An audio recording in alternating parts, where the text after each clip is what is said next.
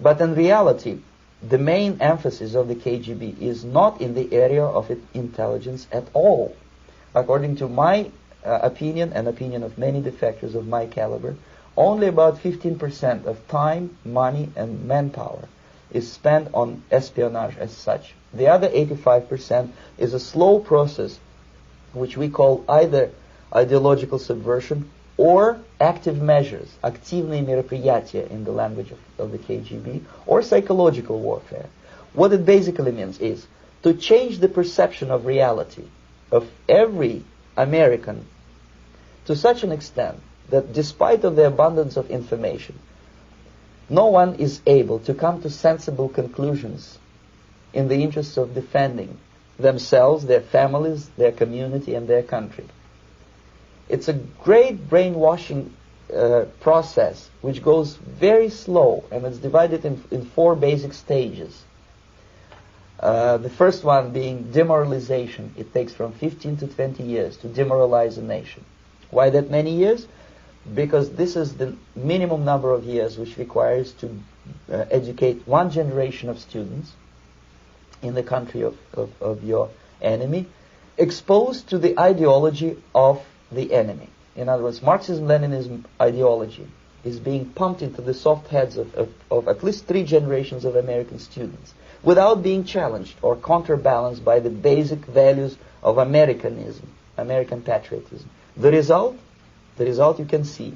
Most of the people who graduated in the 60s, dropouts or half-baked intellectuals, are now occupying the positions of power in the government, civil service, business, mass media, educational system.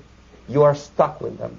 You cannot get rid of them. They are contaminated. They are programmed to think and react to certain stimuli in a certain pattern. You cannot change their mind, even if you expose them to authentic information, even if you prove that white is white and black is black. You still cannot change the basic perception and the logic of behavior. In other words, these people, the process of demoralization is complete and irreversible. To get rid society of these people, you need another 20 or 15 years to educate a new generation of patriotically minded and common sense people who would be acting in favor and in the interests of the United States society.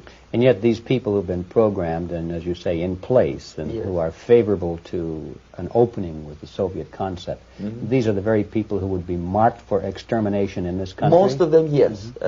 Simply because the psychological shock when they will see in future what the beautiful society of equality and social justice means in practice, obviously they will revolt.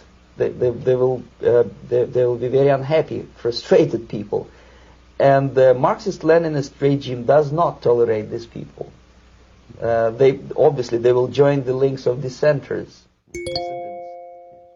Unlike in present United States, there will be no place for dissent in future Marxist-Leninist America.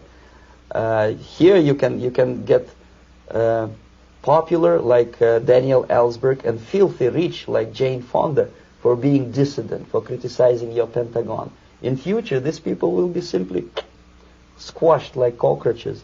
Nobody is going to pay them nothing for their beautiful, noble ideas of equality. This they don't understand, and it will be a greatest shock for them, of course. The demoralization process in the United States is basically completed already. For the last 25 years. Actually, it's overfulfilled, because demoralization now reaches such areas where previously not even Comrade Andropov and all his experts would even dream of such a tremendous success. Most of it is done by Americans to Americans, thanks to lack of moral standards. As I mentioned before, exposure to true information does not matter anymore. A person who was demoralized is unable to assess true information. The facts tell nothing to him. Even if I shower him with information, with authentic proof, with documents, with pictures, even if I take him by force to the Soviet Union and show him concentration camp, he will refuse to believe it. until he is going to receive a kick in his fat bottom. When a military boot crashes then he will understand, but not before that. That's the tragic of the situation of demoralization.